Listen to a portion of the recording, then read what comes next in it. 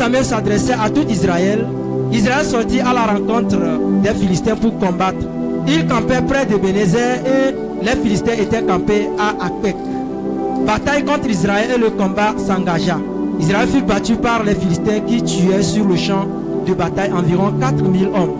Le peuple rentra au camp et les anciens d'Israël dirent: pourquoi l'Éternel nous a-t-il laissé battre aujourd'hui par les Philistins?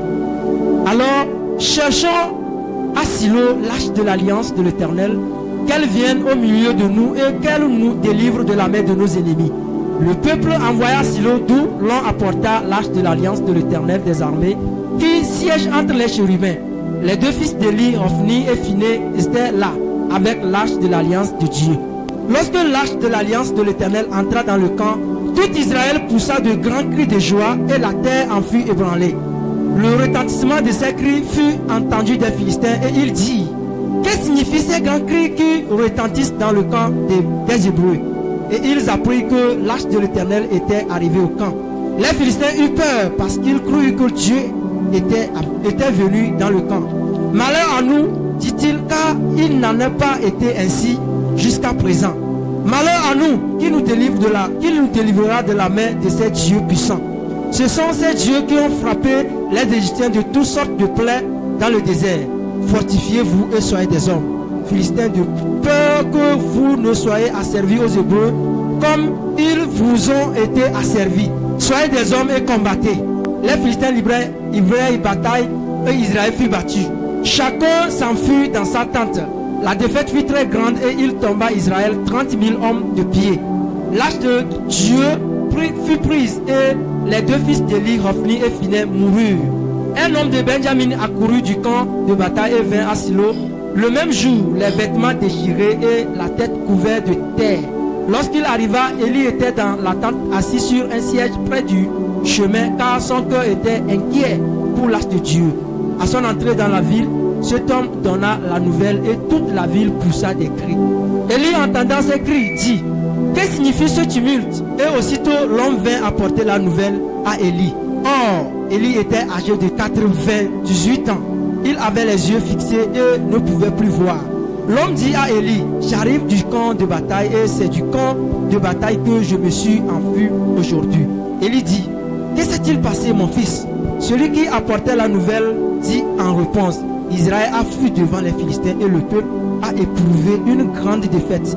Et même tes deux fils, Hophni et Phiné, sont morts et l'arche de Dieu a été prise. À peine eut-il fait mention de l'arche de Dieu qu'Élie tomba de son siège à la renverse à côté de la porte. Il se rompit la nuque et mourut car c'était un homme vieux et pesant. Il avait été juge en Israël pendant 40 ans. Sa belle-fille, femme de Phiné, était enceinte et sur le point d'accoucher. Lorsqu'elle entendit la nouvelle de la prise de l'arche de Dieu et de son mari, elle se courba et accoucha, car les douleurs la surprirent.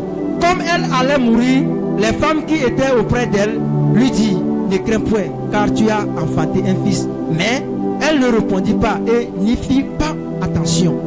Elle appela l'enfant Ichabod en disant: la gloire est bannie d'Israël. C'était à cause de la prise de l'arche de Dieu et à cause de son beau-père et de son mari. 22. Elle dit: la gloire est bannie d'Israël. Car l'arche de Dieu est prise. Alléluia. Amen. Et permettez-moi de vous donner le terme que j'appelle Ichabod.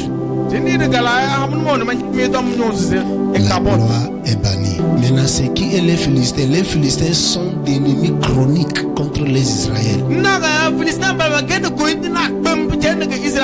Philistins n'aiment pas quelque chose qui concerne les Israéliens. Les Philistins ne veulent pas utiliser les yeux pour voir les Israéliens. Donc la Bible a noté qu'à un moment donné, quand les Israéliens en train de glorifier leur Dieu, les Philistins les ont raconté là-bas avec la guerre.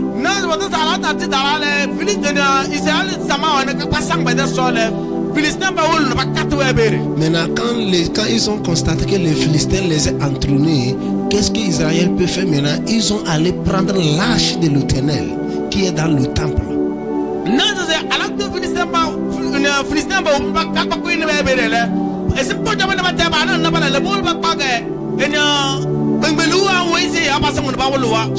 S'ouvre-moi très bien. Ils ont allé pris ça pour amener dans le camp de la guerre. Maintenant,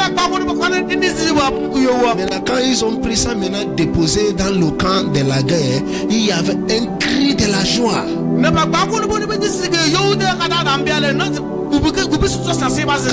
Quand il y aura un cri de la joie, la Bible dit que les Philistins, qui est leur ennemi, commençaient à avoir peur. Ah, vraiment, c'est comme les rues Dieu est venu. Parce que dans le temps d'ancien, les Philistins, ils sont les gens qui adorent les idoles. Mais les Israéliens adorent Dieu Tout-Puissant, qui est vivant. Alléluia. Maintenant, à cause de ça, les Philistins et les Israéliens ne s'attendent pas depuis le début. Il y a certains parmi vous qui est sous le son de ma voix. Tu es en train de faire certaines activités. Tu penses que la main de Dieu est toujours dans cette activité, mais à cause de certaines choses qui s'est passées, sa main est déjà retirée. Il y a certains hommes de Dieu qui est dans l'onction. Il y a certains hommes de Dieu qui manifestent des puissances. Il y a certains hommes de Dieu qui manifestent de la gloire. Quand tu les vois, tu vois la gloire de Dieu dans leur vie.